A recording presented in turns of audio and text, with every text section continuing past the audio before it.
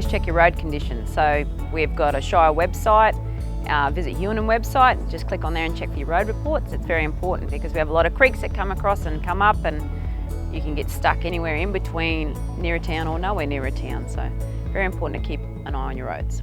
We still have dirt roads in our area as well. So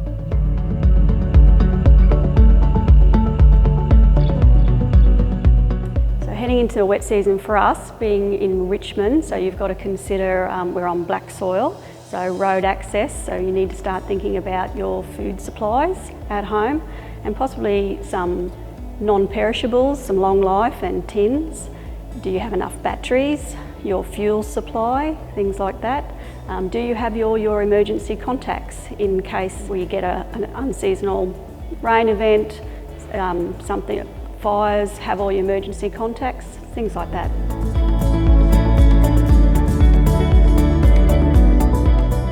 Basically always being prepared with having enough medications on hand, because it's not just a case of medications getting to them, they've also got to be able to get to me. So with the floods last year, I had a 4-week period there where I couldn't actually get drugs in except for being flown into Cloncurry and then helicoptered across. So always making sure that you have enough supplies. There is actually a provision where your doctor can actually write a script for up to 6 months supply all in one go. So it means that you well and truly have the capability to make sure you've got those stockpiles there in advance of any bad weather.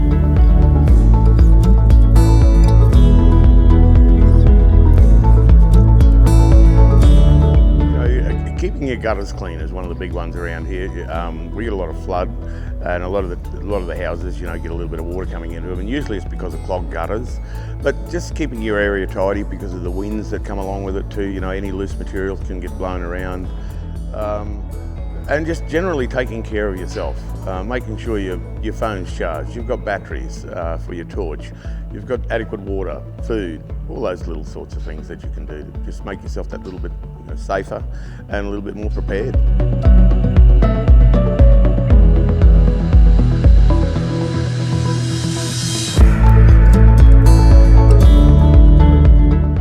Oh, well, all the local people sort of know what to do. It's only travellers, but we do try and encourage them to move on if there is an event coming or something like that there, because obviously you don't want to be, their plans to get out won't work with what's going to happen because nobody knows what's going to happen. So it's just a matter of talking to your community and trying to keep the shops full of groceries and general stuff there. So when it does become an issue, we're already all got to start on it rather than wait until we've got empty shelves and move forward like that.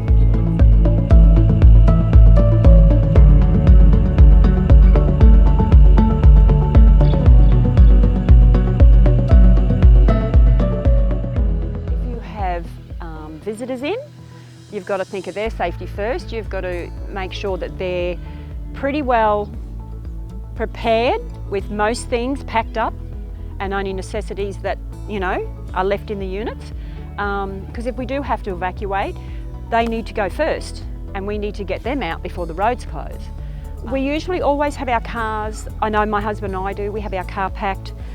We have necessities, our bookwork. We need our bookwork, your usual things, your radios, your torches, batteries, anything, food, water, anything like that, spare jerry cans, anything like that. You have all that sort of packed ready so that if the police come around and say, hey guys, you've got to get out, we've got to go.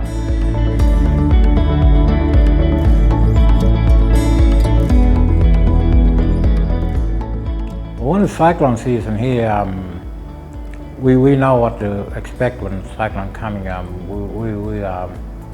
Like our elders taught us how to be prepared long before we had houses here. Old people there told us before that before we do get our wet season, there's always signs. Some of the signs are keep an eye on the ants. Because when you see the ants coming out and they're gathering food to take back, well, that's a sign of a big wet season coming. So we know how to get prepared for it, see, and we know what to expect before the wet season comes in.